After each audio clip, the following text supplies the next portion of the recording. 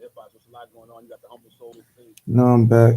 Book of Hove that they got at the Brooklyn Public Library. And I asked you the other night when I saw you after that premiere, did you see all of it? You and your team? Absolutely not. I mean, you see winning, of course you get into it, you wake up every day like I'm gonna win. That's the mentality, like win, but nowhere in the world you see. When you when you seen the plays set up from early on, what was the finish line at that point when y'all were having initial conversations? Like, what was the finish line? Because What the success yeah, look like? what was success at that time? I think it was different finish lines, right? The first finish line was like, how do you get out the projects and make it to State Street, right? That was a win, right? If you get out of, down the block, but you breathing room, right? And then, from there, it's like when you watch NASCAR, I'm looking at the car, Mm-hmm. right? It's a season. So you got to get my race by race. And at the end of the day, if I continue to stay on the podium throughout the year, my chances of winning are great. I don't mean I got to win every race, but if I'm on the podium, it's only 3 spots on the podium. My points going to continue to put me in a position to win, right? And I think that's how I look at it. If you stay on the podium, even through the years where no albums and no boys, you stay on the podium, our chances of winning and having a dynasty that we have is greater. So I think they just looked at it as chat. Always, like I said, that point system. Were you ever the hustler that was like, he ain't doing no rap? Too much money in these streets. He's staying in that guy with rap. I mean, in the beginning, because for me, a kid, I don't understand that, right? I don't see it. Like, what we doing? But then it came a point where though I'm like, okay, let's go. But then you're not seeing the results. So come from eating, like, wait a minute, what we doing? Like, it ain't adding up. So it's like you had to get past that stage of just like it's supposed to be instant gratification, like the process, like everything else. And once I realized that, it was a little too late by the time I realized that. Like, Sit down you for a made little no bit. vacation. You know Now, what I mean? I was gonna ask, when did you get to a place in your life where you could let your guard down, right? Because through the whole time in the streets, your guard was up. When you was locked up, guards was up. Right. I'm sure when you came home at first, guards was up. But when did you finally get to a place where you could put your guards down? Honestly, for me to be to this point, guards up, but you got, you jabbing. So when you jabbing, you got one guard up, jabbing. That's the only way to survive, right? You gotta deal with people and be in places that you know you ain't gotta be in, but you gotta deal with it. So to put yourself in them situations, you gotta put your guard down. So like just to walk into that situation. So I've always done that to get to this point. But I think in the last couple of years, it's been that time where you let it all go. Let it all go and be like, you know what? I ain't, I can let go of all that. Like, it's no, I don't even like talking about the old war story. Right? Pass, yeah, of course. You know what I mean? Because it's like one of my friends hit me one day and was like, oh, it's the such and such year anniversary you came home. I was like, yo, I've been dating a long time. Mm-hmm. Like, not that dating, because I don't want that to be such a significant part of my history. You know what I'm saying? Like, don't get me wrong, it's a part of it, and I embrace it. I don't turn from it, but it's like I'm not gonna let that be something I'm gonna celebrate for the rest of my life. It's like when I like, It's not too many people who can come home and make the transition that you did. Like, I almost feel like it should be like a case study on how to do your bid, come home, and then like really reacclimate yourself to society. it's a difficult situation, man. It's not simple, right? And don't get me wrong, I got a support system, but some other people have support systems too, and it's just not as simple as people think. Just to adjust, right? Or just to, you know, walk through and find that next thing, right? Because when you're so in the streets that you don't even give yourself a chance to separate. Because when you're bidding, you still got to be in tune with the world, and most people want to be too in tune. It's like being in the system. we can wake up and know what happened in the hood before people could know. Right. That's how people are tuned. That's how you function, because at the end of the day, the system, if you're in the real world, the system is a part of the real world, especially when you're doing dirt. You know what I'm saying? Or when you're in the world. So it really goes hand in hand. So you really don't have a chance to move forward. Right. Because the world is still happening. Situations in other streets are still coming up. Life is still going on. Family is always something going on. So a lot of times you don't even get a chance to shake it and understand what's my next move. And then you get back here, regardless of how much time you've done, you haven't had time to shake it, and then you come jump right in the fire. Mm-hmm. It's not a simple situation. I was going to Not ask, easy. we're dealing with Jay. How much pressure do you have on you, right? And the reason I ask, right, when we listen to whole records and he says, when lab shot niggas and Emery then got the cocaine on and talk about this, so much pressure because of what you've done when you came home and how you were able to create this empire for yourself. Is that pressure on you at all? No, I think he says it in a way was though to those who, always look at things from an angle, you make it a thing. I think for him, it's more of an inspiring the next person to be like, yo, that's my guy. I'm going to speak on my guy. But it's really telling the guys like, yo, you can, you know what I mean? There's a lot of opportunity in that for you to do that, right? So I don't look at it as pressure. I don't take it as pressure because I feel like, when somebody see me doing it, regardless how it's delivered, that means they can sit back and say, I have a chance to do it. Gotcha. You know what I mean? Like when you know you have a chance, you give yourself a thought that said you have a chance. Anything's possible. That's what you represent to me. You represent, hope in a real way. I was even watching the interview you did with Clue, and I think your mindset is a mindset a lot of people don't have. When you said you knew what you were doing in the speech, you said there's only three ways out: jail, death, or that small possibility you might make it. So Yes. You said that helped you do your bid. I mean, think about it, because we look at what's going on in the world, and we always analyzing everybody. We always opinionated. We always, it's like one thing about the game. First thing you have to understand a lot from day one. It's only them three options. You have to be clear with yourself, right? A lot of times people don't be clear with that, right? And I understand because we say we getting into it, to change, family's life and get out the hood. And it's like when you think about it, most of that is false. Because as soon as you get a chance and you make that first, say you make 20,000, right? How's that That's false? 20,000 you ain't had. So imagine if you do something with that 20,000 that you never had. You can stop right there. Then you take it further. Okay, you get past the 20. Some make 100. Some make 200. Okay, you make 200. That's 200,000 you never had, and you got a chance to do something with it. But guess what? We don't look at that. We want some more, right? And then when everything get thrown in, this is the first thing we do is blame the system, right? At the end of the day, when we choose to step in that world, I chose to step into that world. So I gotta deal with the consequences and hold that. So that's why I said them three things of, it's only death, jail, and it's only a slim chance to get through it. That's something that everybody should look at regardless what. And guess what? I'm never gonna tell somebody what he should do or not. Because at that moment, you can't tell me. And right now tomorrow, if things get a little twisted, you can't tell me what I should do, what I do or don't do. I'm going to do what I have to. So I'm never going to say it from a lens of what somebody should do. It's just, the reality is, it's only a What do you think morals change for both the streets and the industry, right? You look at a lot of the things that you've been through and you can see people change.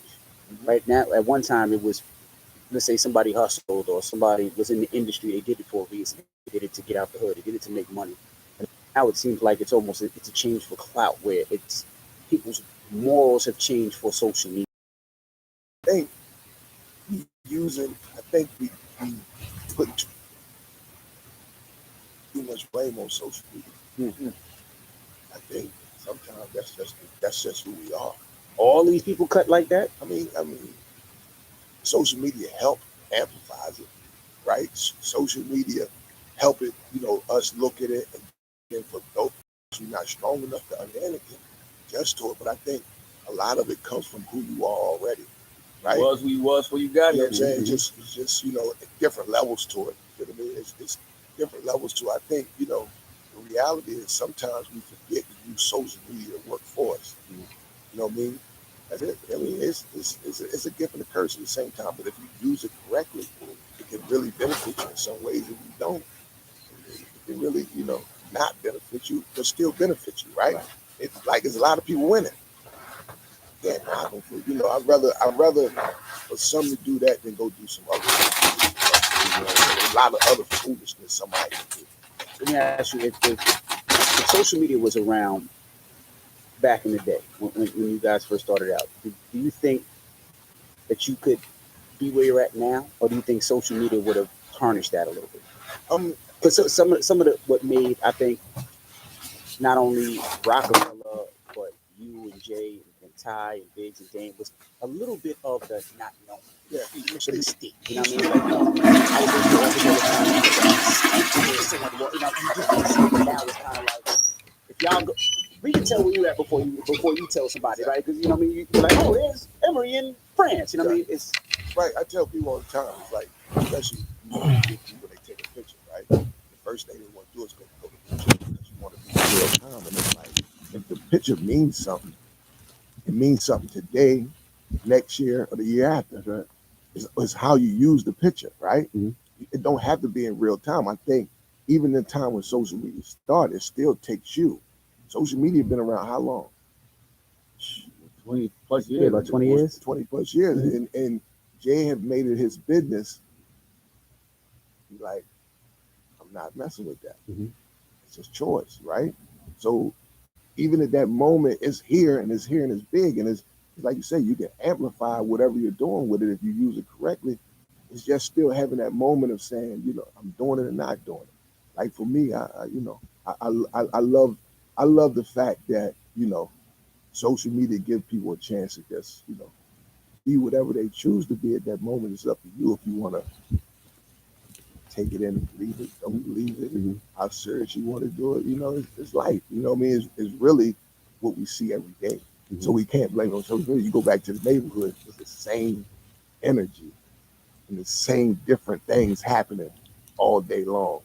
Well, you've been getting fresh for a long time, so it makes sense that you're the head of lifestyle of Roc Nation and the co-founder of Paper Planes. But how did you show off the pitch back in the day with no social media? I mean, it's like you said, it's like if your crew respect it, it goes there. It's like if your crew respect it, it goes there. And then if you're traveling around, like I say, I look at the world as 3 universal languages, right? Regardless of where you're from, who you are, what you're doing. Like I'm gonna always say this: music, sports, and fashion. Mm-hmm. Right? That's that universal language, right? For me, I've always used fashion to be that. Put your guard down. Because you walk in the room before you know who we are and talk, mm-hmm. right? What's the first thing we do as humans? Sight. Mm-hmm. Mm-hmm. So if I give you that, fresh, you walk in the door, like, even if you don't come say nothing to me, mentally, mm-hmm. you like, man, you get that, you know what I mean? Mm-hmm. So you are ready to put that guard down, right? So I done got past one hurdle already, right? And I just think, the expression of fashion is just, it's not, think about it, it's not the clothes. You still got to get at it. Right. So it's like the human, we buy the same clothes. It's just the human side, it really expresses you in different ways. And it's always been me. Because being a so-called, to my brothers, a country boy, I got the strike against me already. Mm-hmm. They like, we don't have the top stores and the boom. So you're not expecting you to be, it's fresh.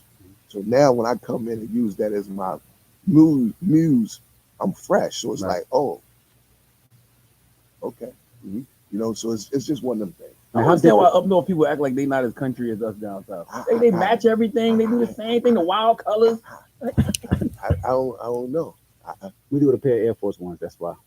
Huh? Y'all do it with everything. Air Force Ones, I said, as long as we match it with a pair of Air Force Ones or Tims, we kind of. That's the balance. That's right? the balance. That's the balance. That's the right? balance. That's the balance. Us, somewhere else, they gonna make sure, the night he got the 4 colors in it. You know what I'm saying? The 4 colors in the joint, got match. That's a little. I was gonna ask, how difficult was it to turn Puma into a company that the culture really loves, right? Well, I Because did that. because growing up, of course we were into, Nikes and Jordans because of Jordan, of course Adidas because of Run DMC at times, but Pumas, we weren't really into Pumas. I don't think we ever seen any of our favorite people wearing Pumas. So there was the Puma. I call them the classic, right? That's like the Air Force Ones. There's the shell tops, and then there's that. I don't even know what they're called. Clyde. The Clyde, right? The Clyde. But that's the point, right? Right. I think that was the part for me was having the real conversation about Puma. For us, even though it's a German company, for us, the reason why we know Puma is because of a black man, That's right. Clyde Frazier. Clyde Frazier, of course. Yeah. Clyde, like, so I just had to tap back into letting the world dig back to understand that part, right? And then you walk it down from there, right? Like it should be in the conversation because it's been there. You think about it, Clyde was the first ever to have his own sneaker as an athlete, Mhm. right? And then, like I say, when you look at Puma, for us, you think about Clyde 1st. Mhm. You don't think about nothing else. You think about Clyde, then you go back to that moment when Tommy Smith at the Olympics. That's right. Good stuff. Like, there's so many iconic moments from Pele. You know what I'm saying? Like, there's so many iconic moments that it was like, let me go tap back into that and walk that process down, right? Because if you wake up, I remember when I used to have a small foot and I couldn't wait till my foot grows so I can get the big boy shoes. When you got a small foot, they got a bubble, you ain't got the bubble in your shoe. You know what I'm saying? It was always something missing from the little kid's shoe, right? So it was like, and I got my first pair of suede Pumas, right? I remember that because it was like, regardless that it wasn't as high as a pair of Jordans or whatever the case may be, it was the luxury of suede. Like to put on a suede shoe that like, where you from? You just don't wake up and know it's suede. I wear them damn near every day. You know what I'm saying? Like, so it was like having that moment with an iconic brand. I know what to talk. I know what that because that's why I can walk in the room and say, "What was your first pair of Pumas?" Everybody gonna be like, "Yo, I had a pair of suede." They gonna tell you when they got them, where they got them from, what was going on. So I just used that thinking to walk it down. The thought was for a company like Puma, they think if we make product for the new generation, that's the thing, and it's like they got too much. They got too much mental. They mental is already taken up. Nike and Jordan them got that already. You can't win that mental space, right? So I got to dig in and go back to history and heritage and let product design catch up later. And it was a process. You got to figure it's 12 years for me. What's the most difficult part of it? Because I also seen a couple of artists that were signed to Puma, and then I guess they didn't wear it all the time. Like when they're doing shows, you still see them with Jordans, or no, you still Let's see be them clear with though, Emery made Puma popular. Yeah, absolutely. Emery Jones made Puma popular without even spitting the ball. Yeah, but Right. that's the thing, right? I think when you look at it, I don't expect them to wear Puma every day, right? Think about that time when Jay had S. Carter. Sneaker was booming, right? And it was a moment where as though he was sitting courtside or somewhere, and he's Whitfield Knight, but then he's right at that moment because that's what we are as culture, right? You can't put somebody in a box and say, this. If you do that, then it's not real. We wear what's fly, right? It's Regardless. not real. Like you need somebody to express themselves. It's like today I feel like this.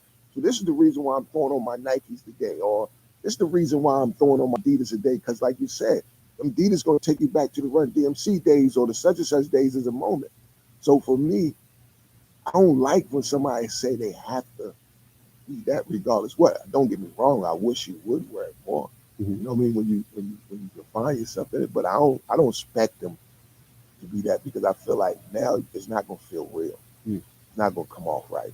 When it comes to fashion, do you feel like hip hop is doing a good job of highlighting it during the 50th year of hip hop? I feel like it's been just about the music, but I feel like fashion is just as important. I mean, I think with the music, fashion is there, right?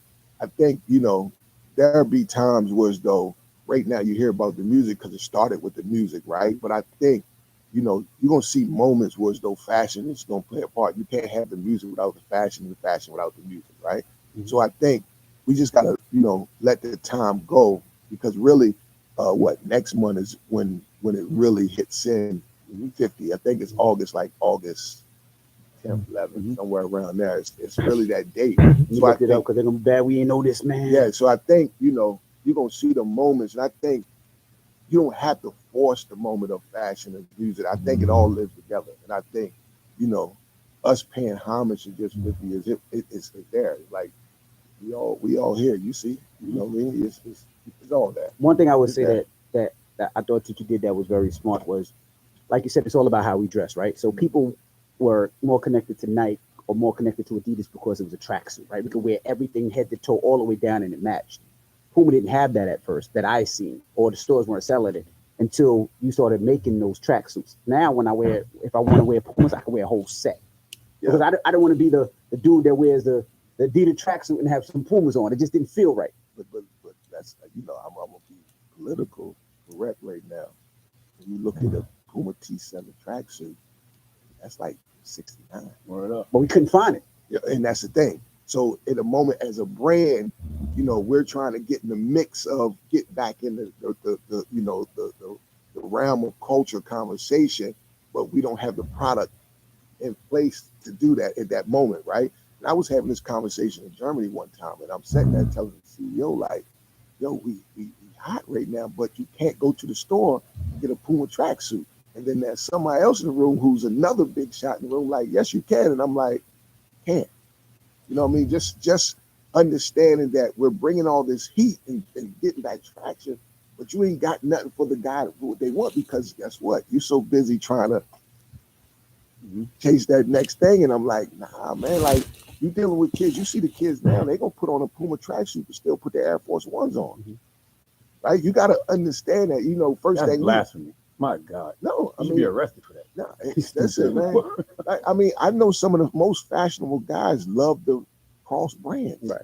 That's just what they do. Yeah. Like for me, it's not for me, but I know a lot of people that do that. So it's I think when you look at it, the T7 tracksuit was the fit. It was just the fit of it what made the kid like, oh, I like this fit and I love the thing. And I ain't getting away from my Air Force Ones. I'm okay with that. Was it difficult to get in some of these stores?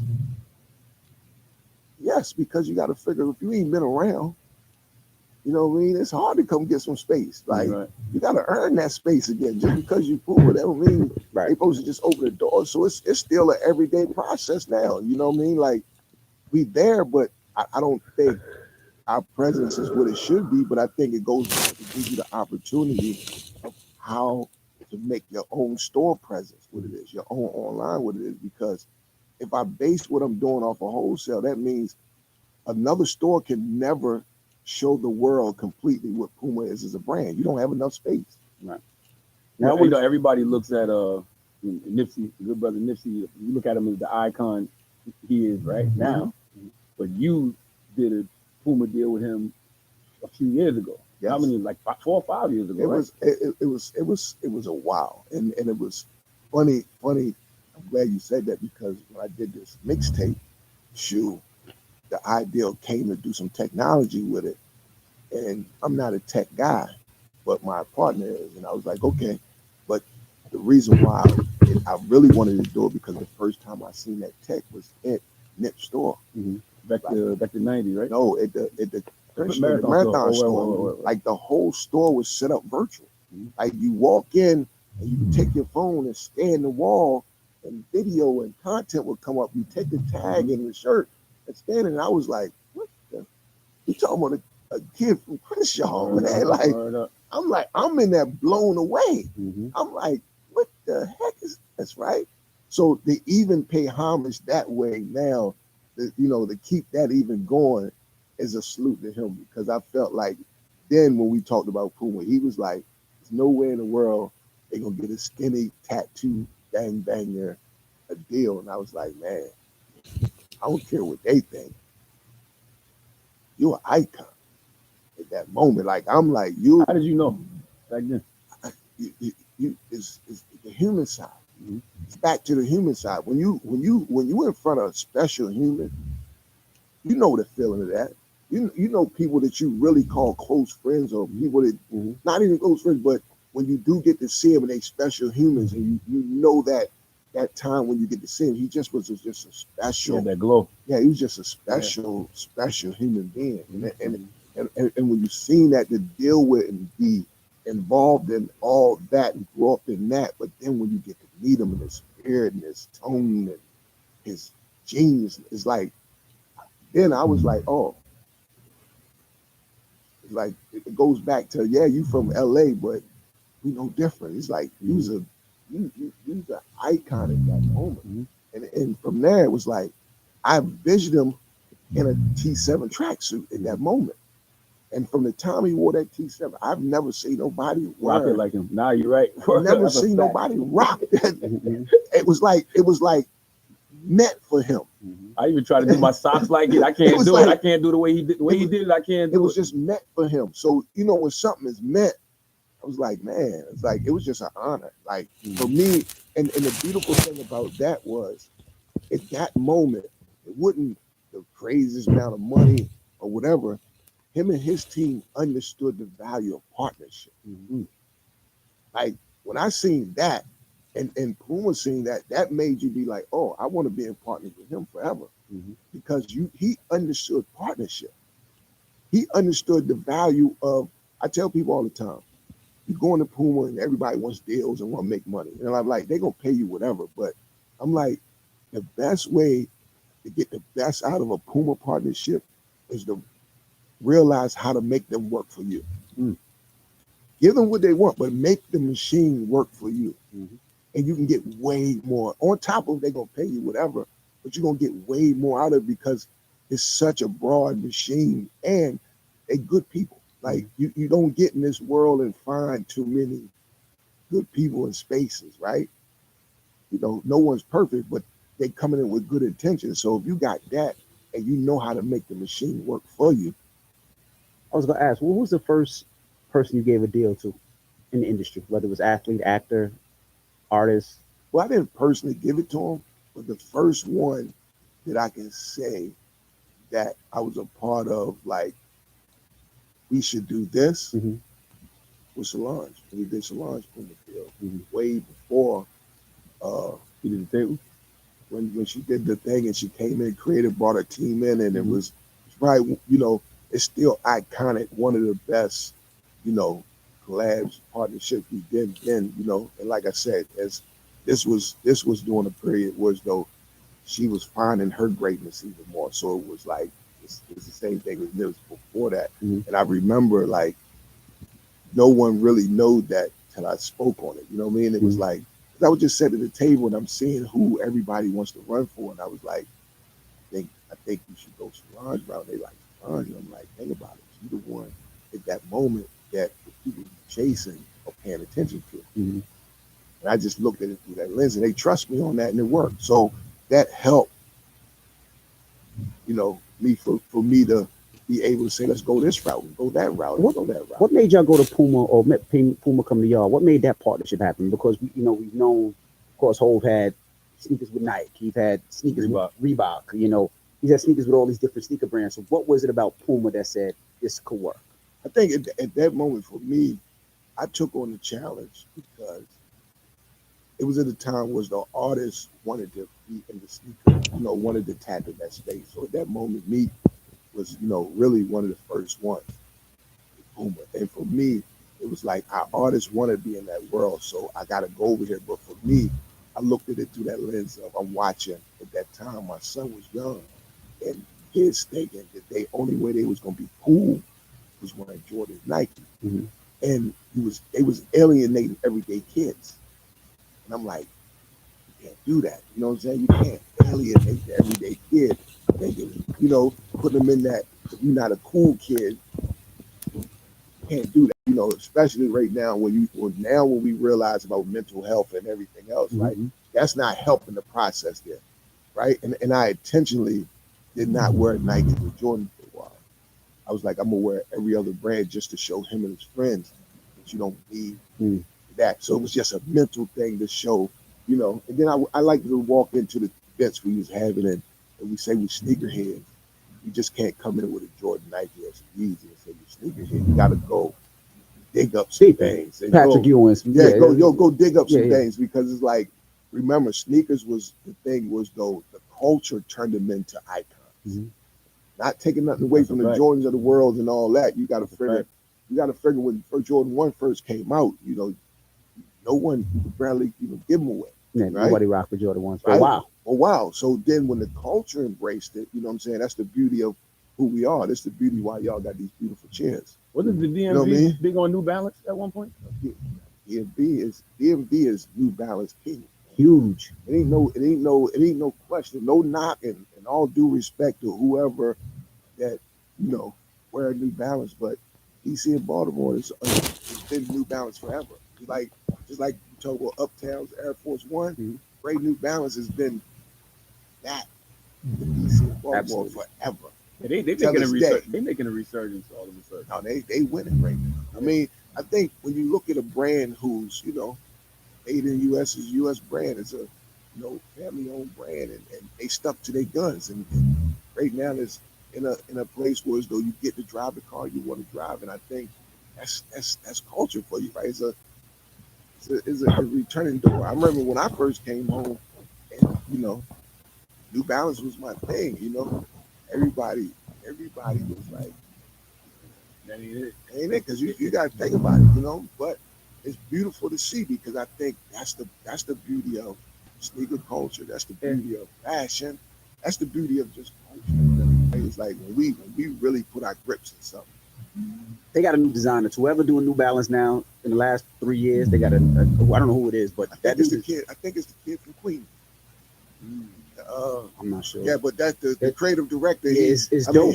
He's putting out designs that's dope, and it doesn't matter. Like he just putting out Yes. dope designs, and they're having. I know they must be having a hard time because I never see New Balance in the sneaker stores, and if I do, it's not the ones that I see with the big N and the Yeah. dope colors and the dope designs. So they're doing. So let's talk about this mixtape now. Hold on, real quick. I want to stay in the fashion just for 1 second. Mhm. I want to pivot, still in fashion, but just the paper plane. Yes. How did you come up with the idea for paper plane? Remember, it was 12, 13 years ago. It was Rockaware still. I think you know what it was. It was just going through that phase of Rockaware. When I came home, Rockaware was still around, and Jay was like, what you want to do in fashion, my thing. So it was like I took on the challenge to say, let me go and show the building that Rockaware is. I did this fact, this brand fatigue. Everybody that was doing it. It's not the brand. It's how we are. We're brands. We move on. Ain't got nothing to do with designs. Just we move on the brands. We do that quick, right? That's just the world. So I took that challenge on just to show that part because at that moment it was still like a men's side, it was still like a $50 million brand. Even at the point when everybody was like, I'm not messing with that.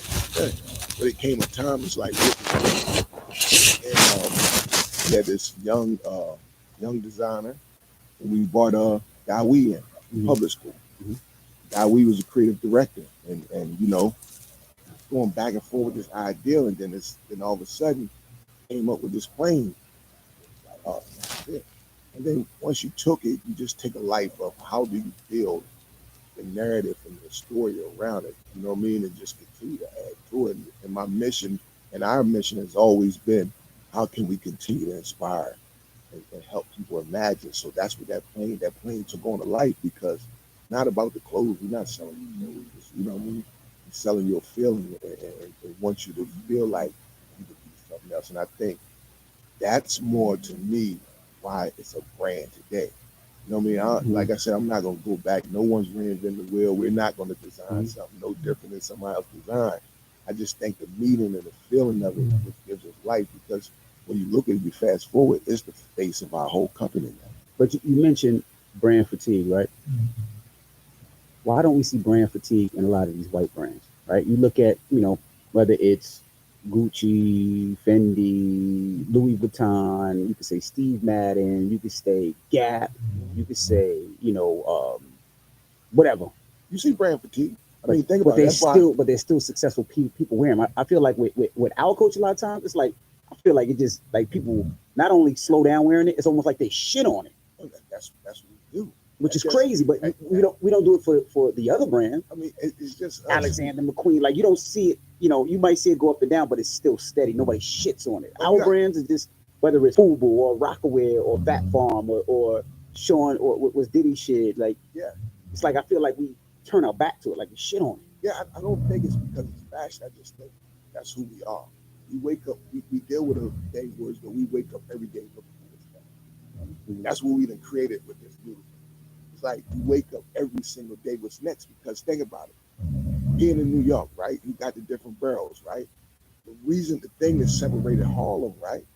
Because Harlem was always coming in with what's next. It's like you gotta what's the next thing? It's like during the summertime when the record game's going on. It's like it's not even just clothes, cars. Everybody's coming in. What's the new spaceship? Right? Yeah. It's like that's the and it ain't gotta be the expensive car. It's like 1 year is the Honda station wagon, right? You'll see a few guys gonna come through, colored up their way, rimmed up their way. Next year is the coupe, such and Three such. series. Then it was a three. Yeah. Yeah, it's just we always that way. And I think when you look at brands like Gucci and all them, before we came in the fold to say, we messing with the brands, look what they have been through to solidify themselves to be in a position for us to say, okay, let's go do that, right? It's a lot of history. It's a lot of history. You know what I mean? It's like a lot of history there. I think with us, you see it in the hood, right? You see it where we from. We quick to, it's a restaurant right on the corner, it's black owned, but guess what? With the Chinese spot. Yeah, yeah, it's, yeah. it's just, I think how we wired. But I You think, think white ice is colder sometimes? yeah, but I think you see it now was though you have to say that you see the world, we're embracing us more and more. Absolutely. And you can respect that because you see it. And it's a great thing. You know what I mean? It's a great thing to see. We can talk about what happened before. It is what it is. But I think it did help us get to a point where though people are waking up right now and like, I'm embracing us, our brands, what we're doing. I'm talking about really supporting it and really going for it. And that's a beautiful thing. It's like a growth thing, right? It's a growth thing. I remember watching you in the Rock Nation office about a decade ago. You was walking around the office throwing the paper plane around. I was like, why are you throwing these paper plane around? I remember asking you that, and you was like, that's what's next.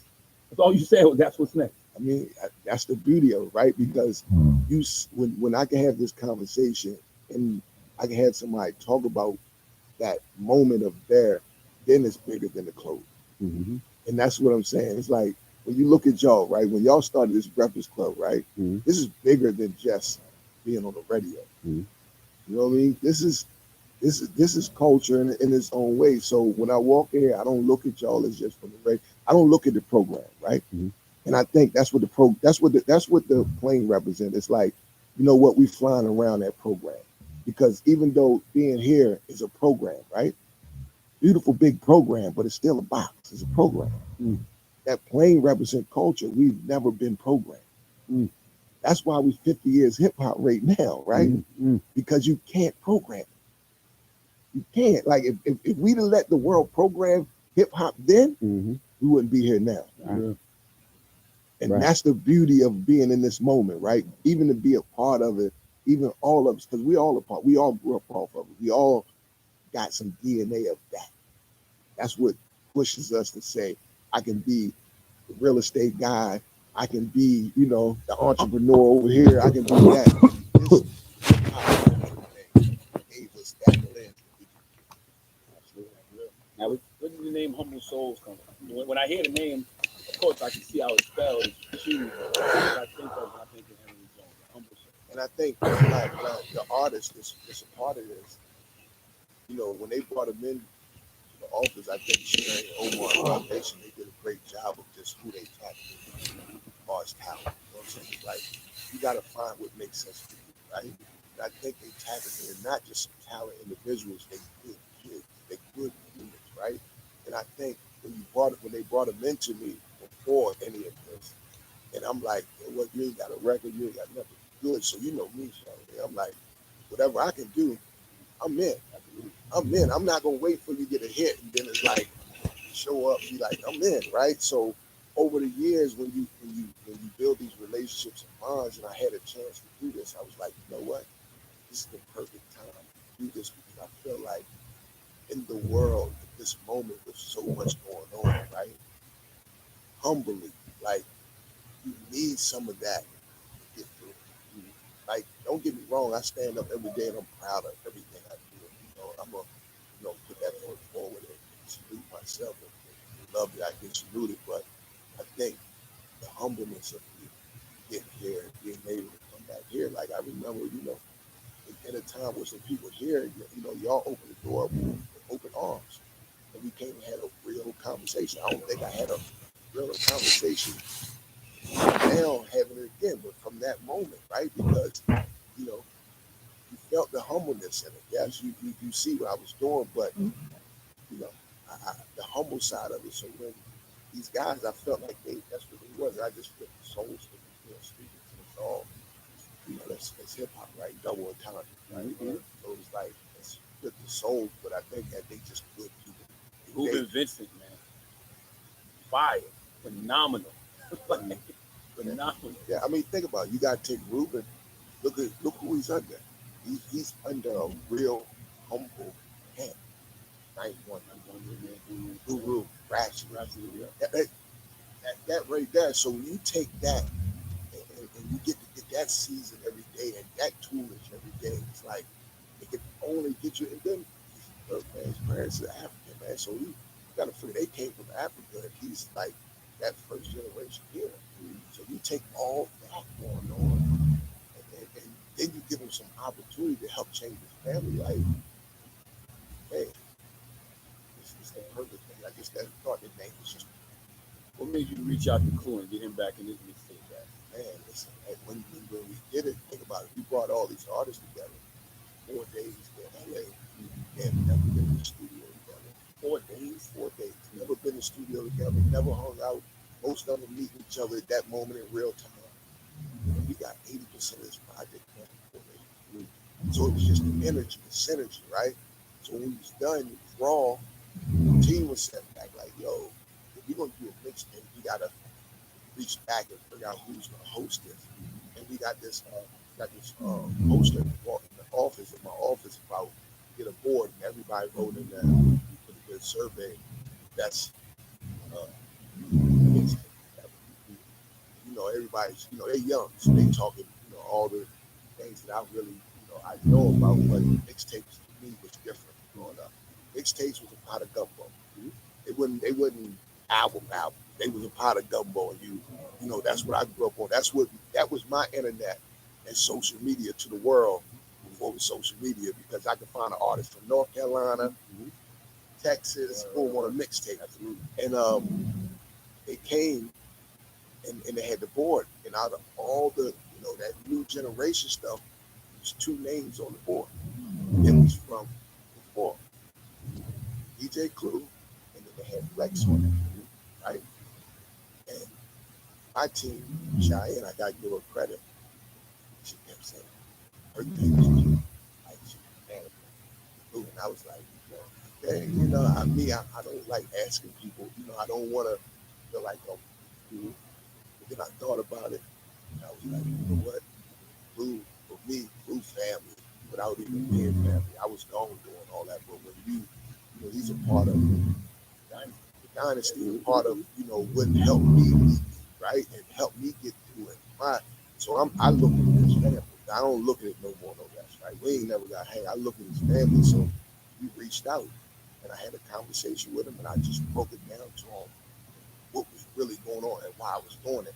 And the reason why I was doing it, he was so into that, like giving the artist a platform again without being programmed, and doing this, and then taking a sneaker was, though I didn't need a mixtape to sell a sneaker, but taking the platform of Puma and Foot Locker and saying, okay, we'll do this mixtape and merge them together and let these artists have a runway from that.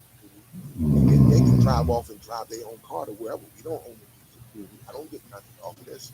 You know what I'm saying? Like, yes, Rock Nation is putting it together, but the artists own their own songs.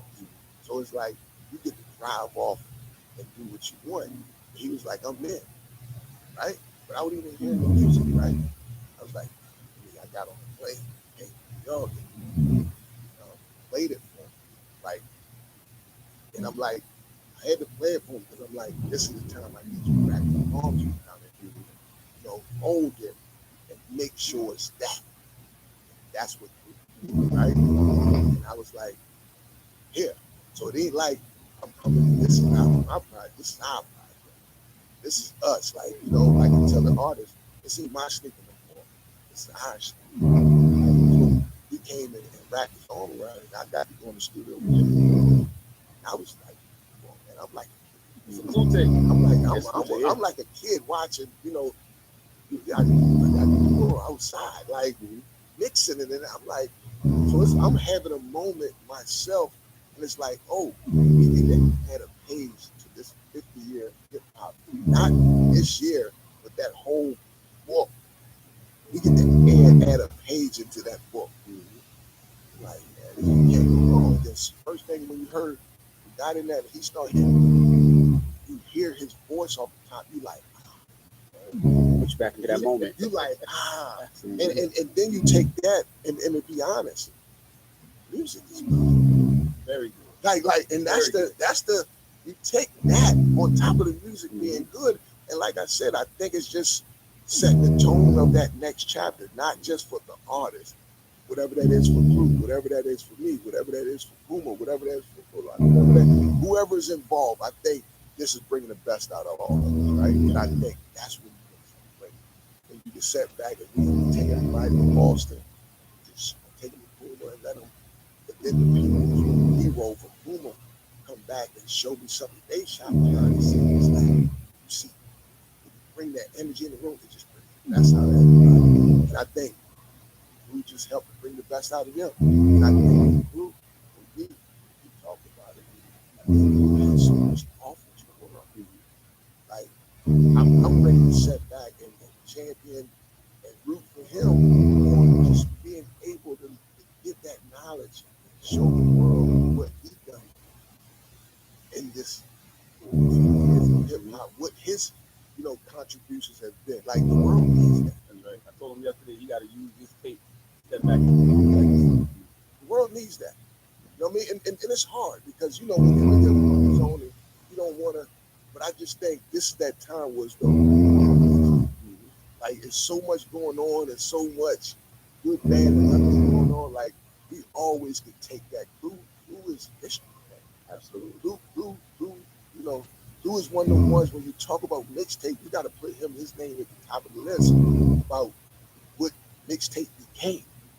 100%. It's needed.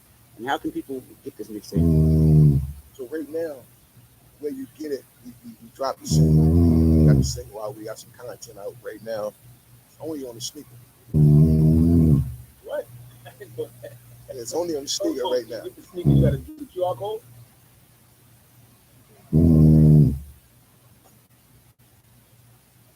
Hollister, get ready with me.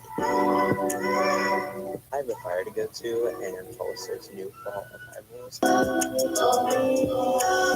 feel super confident in these clothes, and the quality is so good. These cargo pants are such a vibe, and I feel like they could go with anything. This is how my outfit turned out. I'm obsessed.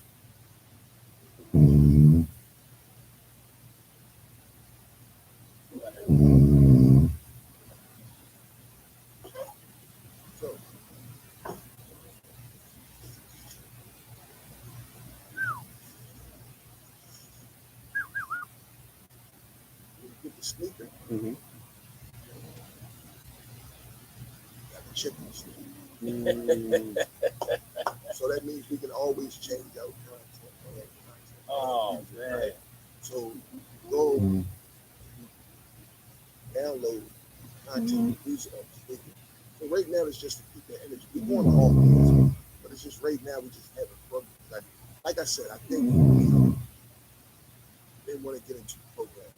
Once you start the program, you take away the power, you take away the inside of the artist. Like, you got to fit into this box and what's going on. And I want people to see this process. Like, we got all the content of us making. Like, in the studio, we making it. You seeing it in real time. You seeing this camaraderie come together. This young talent, like in a world which they say we can't get along, coming together from everywhere, from Chicago, Brooklyn, New Orleans, it's Compton, it's like all this synergy going. So, from there, get it all. That's great. That's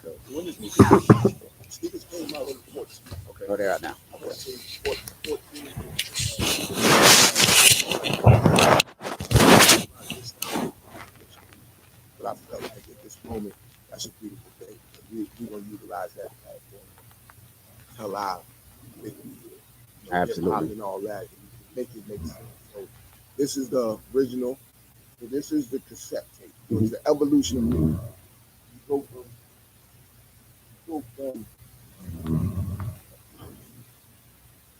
go from the cassette tape Mhm. to the CD player, Ooh. Sony Walkman.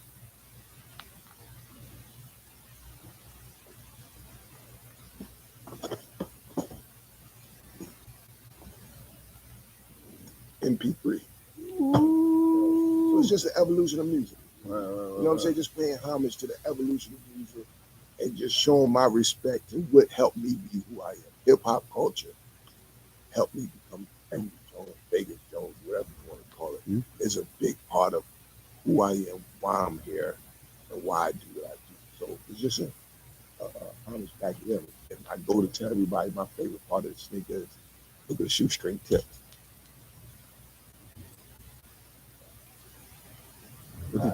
What is it?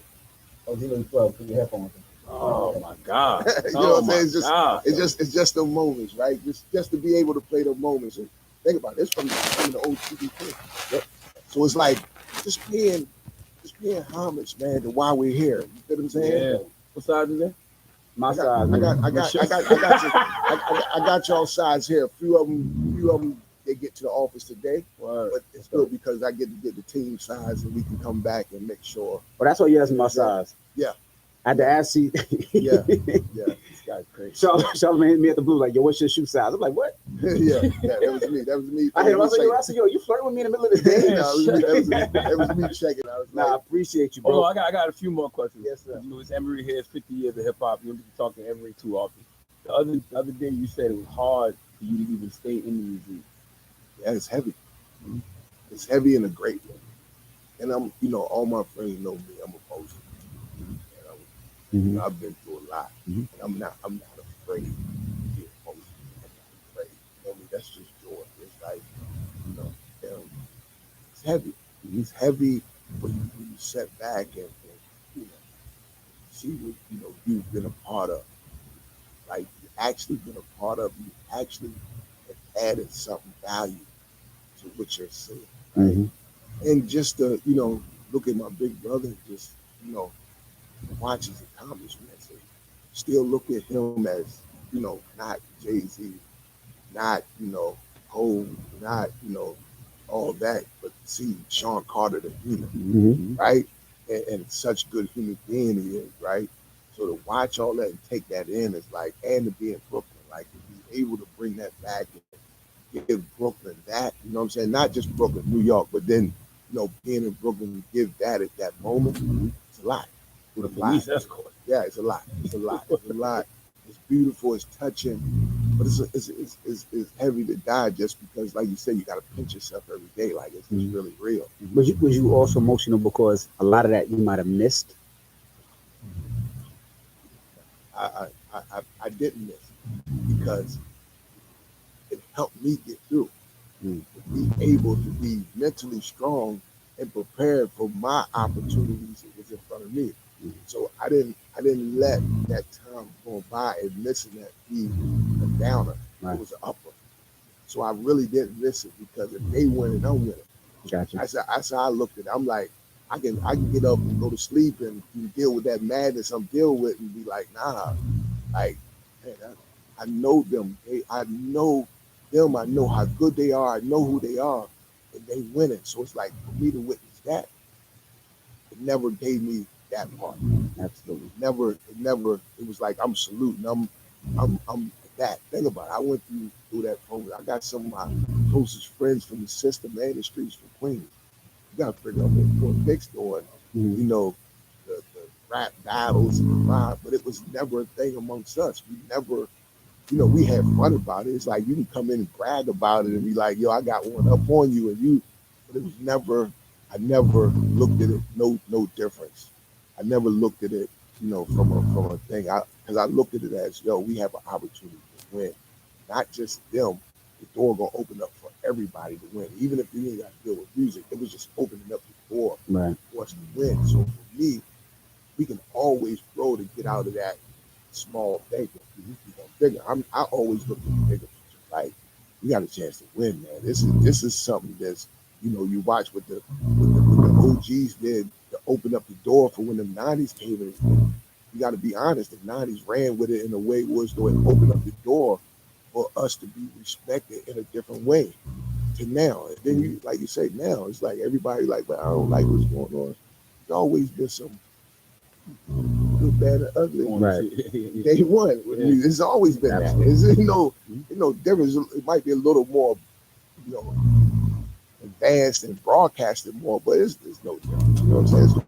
It's like we can't put it on music. The world is the world, so always dealing with shit different ways. Do you believe it was divine order for you to get locked up? And the reason I say that because I think Jay was in London, right? When you got arrested. But Jay was always with you, so he might have been with you during that thing. I mean, think about it. It was everything is ordained. That's the way it is. You know what I mean? It's ordained. In that moment, that was something that Allah wanted me to go through. You know what I mean? That was something that I had to deal with, right? And I look at it as I wouldn't change it for nothing in the world because if I change that, that means you changing some other things in life. That's it. I think it was just ordained. It was just ordained the way it was going to be, right? And I think for me, I went through that time. There's a lot of people went through worse situations during my period of time long than I did during the time. You know what I mean? I was thankful to not lose, a parent, my mom, or nothing during that period. You know what I'm saying? Like, don't get me wrong, I was missing, I'm hurting, all that. But there's a lot of things that happen to people every single day that was in the world. Right. That changed their life forever. That's right. And they ain't still, you know what I mean? So for me, I did, I take it in that grain that it was ordained. And I got two more questions. You and Jay, the whole Rock Nation, y'all constantly fall back into the community. What's the secret to mastering, elevating out the hood without leaving it I think people do it in different ways.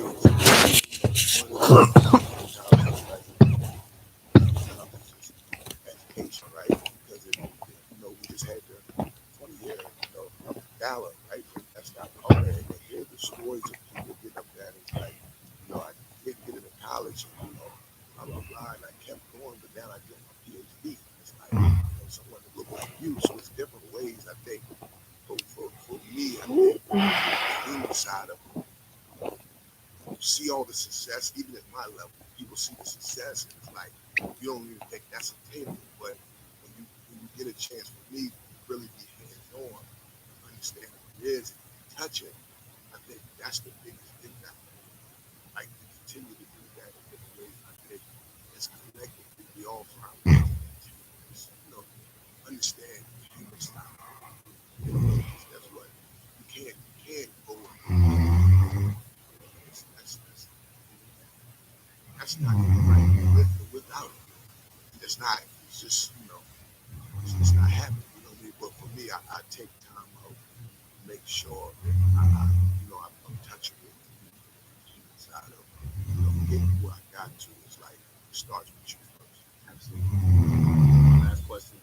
What's your favorite?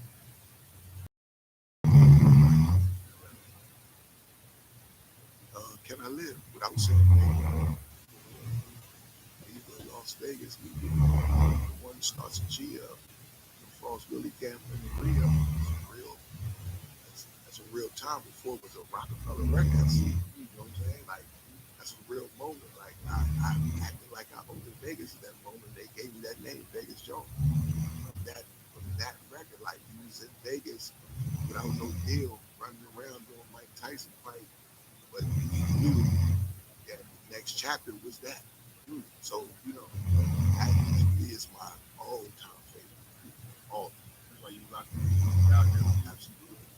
Absolutely. Let's think about it. This Reason Without was just not Jay's album, it was all of our album, right?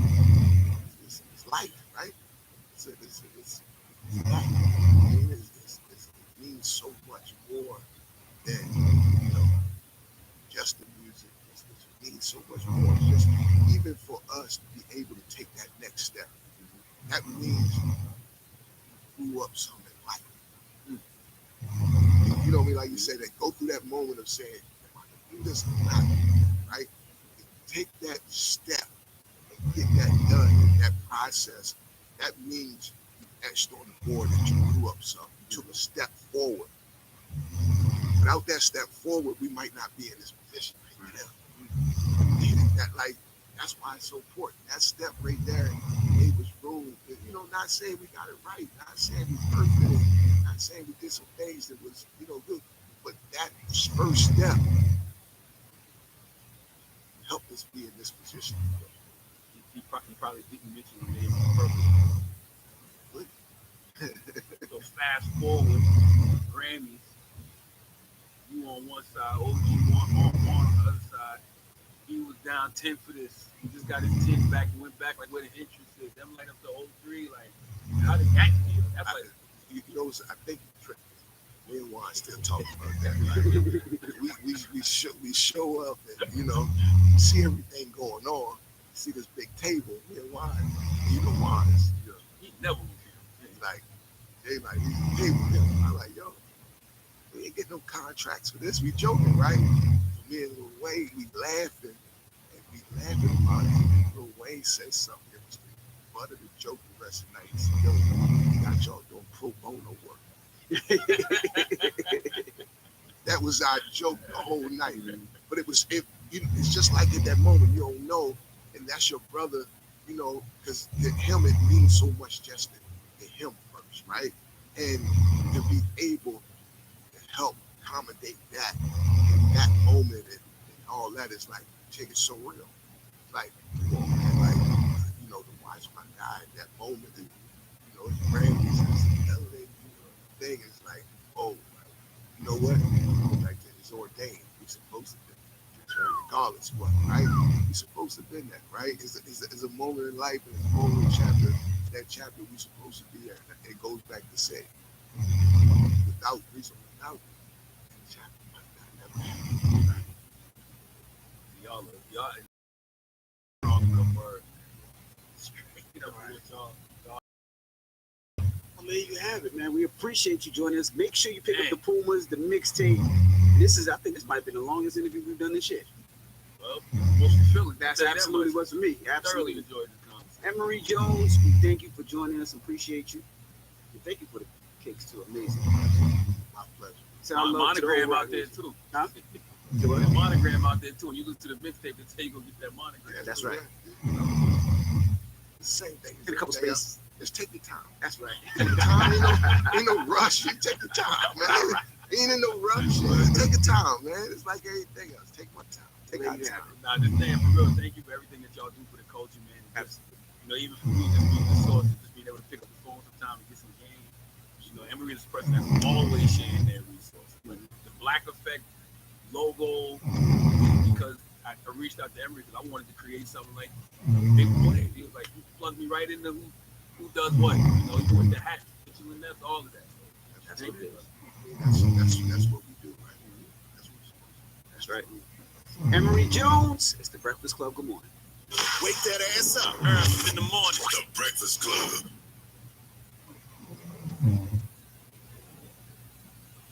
Voy a llamar. No está tan malo. Tu compañía no me da las velocidades de descarga más constantes. Spectrum ofrece internet súper rápido y confiable con las velocidades de descarga más constantes. Cámbiate Spectrum a internet de 300 megas por $49.99 al mes.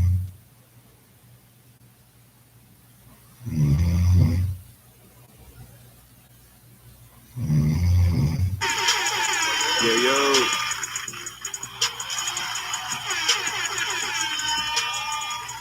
What's good, man? What's good? You sip my coffee? All right, I think we're live, man. Can you guys hear sound effects? I know you can hear my voice. Can you hear my voice? Are we good? Let me know. Yeah, gonna interview Busy in the chat. Oops. Didn't mean to hit that button yet. Didn't mean to hit the... But you never know. With Busy Works in the building, we might be hitting that button a few times, though. Yes, sir. You guys know what time it is, man. Busy Works Beats interview finally, man, one more time. Yeah, man, we got the OG in the building today. Shout out to Busy. You know, he's been a big supporter in our chat and the live streams. And you know, I met him in person, and you know, he's told me that he's a big supporter of Producer Grind. So shout out to Busy Works. It's dope to finally have him on the show. I know it's going to be a very, very, very interesting conversation. As I can see, you know, there's already the viewers are going up. We're already at 110.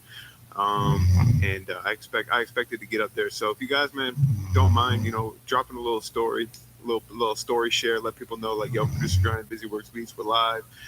Doing the interview, man. We got a bunch of topics to talk about with Busy, and then, you know, we will open it up to the live Q&A as always. I got my orange juice today. Fresh Florida squeeze orange juice. So fire, bro. So fire. Where's the orange juice gang at, man? We got a new gang. We got orange juice gang. OJ gang. Where's the OJ gang, man? But you know, it's still it's always coffee gang for life. Always coffee gang for life. Sam Scott says no coffee. Come on, man. You know, it's always gonna be coffee on the morning show. I wouldn't even go live if I didn't have coffee. I don't think I would do the morning show. I'd have to postpone it. Like if I woke up in the morning and I woke up late and it was almost time to go live and I went to the cupboard and we didn't have any coffee to brew, you guys would be getting that text like, yo, I don't care who it was. I don't care if it was Busy Works Beats. I don't care if it was Southside Metro. We're pushing that show back if there's no coffee. So expect that. But yeah, like I said, back to what we're talking about here, man. We got Busy Works in the building today. Let me see if he's in the Zoom here. Glad to see you're all moved in. Appreciate that, Andy. Man, all moved in. Okay, we got Busy in the We got Busy in the Zoom chat. Yeah, I'm all moved in. Drinking that Florida OJ gang, coffee and OJ. Yeah, instead of cushion OJ, it's coffee and OJ. Maybe that'll be the first early gang mixtape. But yeah, what do you guys want me to talk about with Busy? I know we shot you guys a text today or a text yesterday asking you, you know, what do you want to talk about? I know we have posted on IG. So I'm curious to hear what you guys want to see. I've seen a lot of people still asking about the Busy Works and the Curtis King battle beef. So I don't know. That was a minute ago, but maybe it might get brought up. I think they both addressed, you know, the community on what that was all about, but people are still asking about it. I don't know exactly where it ended off. I don't know if they're still beefing. I don't know if they are cool. I don't know if they're just cordial. But who knows? Maybe it'll come up. But man, Busy. Shout out to Busy. You know, like I said, real OG in the game. He has been. You know, if you've been making beats online for more than 48 hours, I think you probably have stumbled across a Busy Works Beats tutorial on YouTube.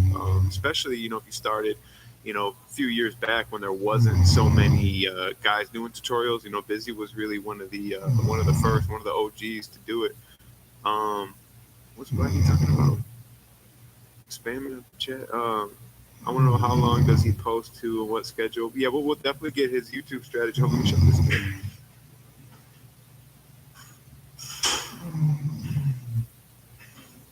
We are definitely going to get his YouTube strategy. You know, this guy has a bunch of views. You know, over a bunch of videos, over 1 million on YouTube.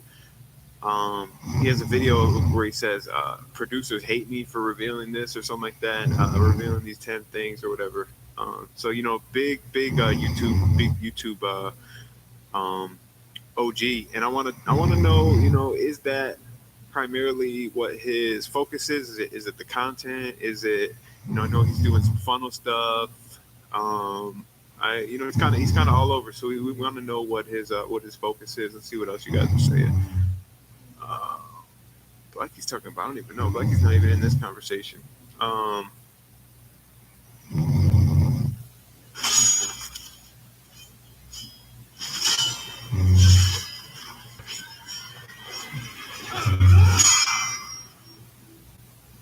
Two gods, Sun Ring and Moon Bay, warring endlessly for control. Their power was channeled into an earthly artifact, the Mask of Immortality. For the wears it. The strength of the gods is at their fingertips. Many warriors will compete for the mask, but only the last one standing will earn the right to possess it. Do you have what it takes?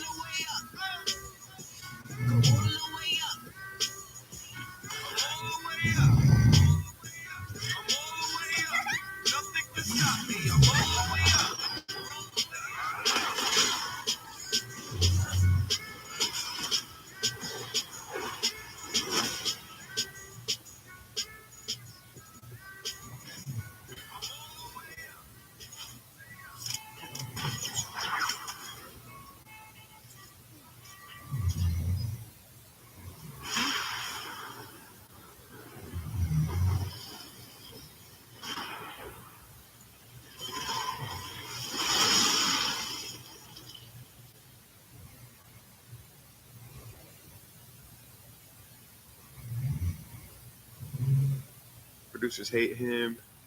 He literally breaks down the best way to do music theory. Okay. A lot of haters on Busy Damn. I'm kind of surprised. He seems like a nice guy. So yeah, should we get into it, man? Should we bring Busy in? I think we're gonna bring him in. I think we're gonna bring him in. Let's see here. Let's see. Let's make sure we share my audio. Busy, you there, bro? Rockefeller Records. Rockefeller Records was good, man. Hey, I see you got the merch on. Let me show. I see you got the merch going. Yes, sir, man. Like I said, I was telling him, man, I appreciate being such a big supporter of the brand. And I know you went crazy with the last merch drop. Definitely appreciate you for that. And it was cool meeting with you at the almost a year ago, actually, like going on a year, the Gabe and Anno Domini Mini Money Mastermind event. And then the world really drastically changed after that. I feel I'm COVID to death as far as talking about, what is your life like during quarantine? How has quarantine affected you? Like, I feel like that's like the go-to question in like any interview. So hopefully we don't have to go there because we're I feel like we're both kind of transparent as to how our lives have been. But let me drink this little OJ. Switched it up today, y'all. He got the OJ. Yeah, man, the OJ is so good. Well, it's still coffee again though. But what's good with you though, bro? We want to talk about your come up story, and I know they're dying for these jams, man. But I think a really good place to start off. Let's get right into the jams, and we'll kind of work our way around. What would you do if you were literally after this interview, everyone was erased of who you are, and you had to start from scratch on YouTube? What would you do? Or just start from scratch as being a producer? What would your steps be? What would you do different? What would you do the same? Great question. And I want to let everybody know in the chat, shout out to you guys for hopping in live. We are live. Yes, sir. Guys, wake up. I want you guys to be excited. So pump yourself up. And this will be a conversation and less of like an interview because I like the back and forth. And Dylan, as mentioned, we met in Nashville, had a lot of fun. And I came there saying, look, Dylan, I respect you. Like, do you understand you have the MTV of the producer community? I appreciate that, man. I appreciate that. And so that's why I respect you and honor you. And so getting to the question, you said if I had to start all over. So somebody mentioned in the chat, why does Busy have so many haters? I want you guys to rethink. Here's how I position it. I would rather live in truth and be my full self and let people hate me for being my truth and my full self than people be indifferent, not knowing me. And here's why. There's a reason why. There's a positive reason why. It's not just mumbo jumbo fluff talk. It's because haters make you exist in somebody's world where you did not exist. Think about it, Dylan. For the people who watch all your interviews, I remember I made a comment at one point and I got to ask for your forgiveness for your community. But I was like, everybody that hops on his platform is like, I'm saying you just gotta believe, I'm saying you do it. Don't say get to it. Go through it. You know what I'm saying? Just work, man. Just work. But I was like, y'all, it wasn't a diss. It wasn't a diss to you. It was just like, how can we have these people doing crazy good things and not share information like that? So, if you think it's not sharing information, you think these people just genuinely are just kind of on a more like their come up is just more simple. Like, bro, I just believed and I worked and I was around the right people. You think that maybe that just is their truth? Like, they're not as analytical. I know me and you are like real analytical, strategical, tactical guys. But yeah, what do you say to that? That's a really good point. And there's a couple interviews with crazy guys who accomplished a lot, saying very little. Yeah. But that shows their faith. And I was just about to get into it. Charlie Rocket really made it clear. He's like, there's all this tactic stuff, but behind the scenes, it's about how deeply we want it. It's about how deeply our intentions are aligned. It's all the faith stuff. And that's when I realized, I said, you know what? I was being overly critical because they weren't teachers like myself. Not everybody's meant to be this level of a teacher. So I could see the frustration, but I can also see why some of your videos have crazy amount of views with, like, you know, the world's best producers. So I understand. People relate. They want to be those people. It doesn't matter what they tell you. It's that they motivated people because we have to have that balance of motivation and education. And so I'm going all the way around. But let me get to your question, is that starting from scratch, if I didn't have a name, again, I want you guys to reframe. I would rather live in truth and go out screaming and have people hate me because the haters become your marketers. They become your free advertisement. So again, let's say Dylan starts from scratch, right? And let's say you live in Kentucky. What's a city in Kentucky? Louisville? I don't know. Louisville, Kentucky. Okay. So you live in Louisville, Kentucky, and you're like, man, I just got the internet. All I have is a laptop. Like, how do I get out there? You have to just scream what you believe in. You have to be a man on a mission. What is the mission? What's the commonality that you have between multiple other people? That's what makes people resonate with you, is the commonalities. Let me ask you, Dylan, real quick. Do you have the same friends you had like in high school or elementary school? Like one or two. Yeah. And why do you think that is? I think it's just, man, it just as life unfolds, certain people go in other directions and you go in other directions. And, you know, I live, you know, thousands of miles away from my home city, you know, and have for the past few years. So, you know, that's one major thing too. And it was up in Buffalo? Rochester, about 45 minutes outside of Buffalo. That's right. And you got to work with the members, right? Like Benny? Yeah, Benny, yeah. Spesh and Class, all those guys, yeah. Say it one more time? No, I said shout out to those guys. Let me make sure my audio here is the right one. Oops. You're good. It's my headphones. When I talk, it's loud in my ear, and I spoke over you by accident. But when you said you worked with 38 Spesh, I got excited because I'm like, 38 Spesh should be a part of Griselda. Like, why isn't he a part of Griselda? I'm excited about your story because a lot of people are like, you know, we'll get into this later, but you know, who's really for the producer community? And we'll get into that, you know, maybe later. But my point in saying this is that, are you gonna call some people out that aren't for the producer community? Not specific people, but companies. Okay. Yeah, Okay. I was just gonna say, I'm just giving the chat a little something to look forward to. yeah. In case We got it spice coming, ladies and gentlemen. I need you guys to smash that like button and get hyped because today is about Unwind. You're about to change your life. And, So I know I went all the way around, but I'm going to get to your question. My point is I had to preface it so people understand where I'm coming from. So if I'm starting from scratch and I'm living in truth, I'm a man on a mission and I'm finding these commonalities between these other people, that's how you galvanize a people. And this is how, Trump won presidency. This is how Hitler came to power. He found the people who had commonalities. That commonality just happened to be that there was a common enemy. Okay? So instead of positioning yourself as, an enemy of another group, position yourself as a commonality of interest. And that's how you're going to attract and resonate all these people. We're all music producers, but we don't all have Ableton. We don't all have FL Studio. We don't all care about sound design, but we're all music producers uniting under one flag. Okay. That's our commonality. Now you're into investing in real estate now? I mean, I haven't invested in anything. I haven't invested in any real estate yet, but it's definitely one of my goals in the next 6 to 12 months for sure. Now, how much percentage of your audience do you really think is interested in that kind of success talk? Sweet, my Pizza Hut order's here. What they say is true. No one out-pizzas the Hut. Oh, I'm like you, and I feel like a commercial. The extra large big New Yorker from Pizza Hut, just $13.99. I don't know. I would think everyone to a point, but I know that not everyone is into that kind of stuff. I know a lot of people are just here because they want to learn how to sell beats online or get placements and stuff like that. But I know there's chat. Let me know who likes that success talk, that Rick Ross boss talk, investment talk. Indeed. That's what I love, because you're evolving, and that's why I asked you how many high school friends do you still have, how many elementary school friends do you still have, because we evolve. You're a leader. You evolve faster than other people. And when you evolve, you have less commonality with the people you used to resonate with. Mm-hmm. And that was my goal in talking about find the common interest between all your people. You want to find a common interest that will not change over 4 years. And here's why I really want to position this to you guys. How do you define a friend?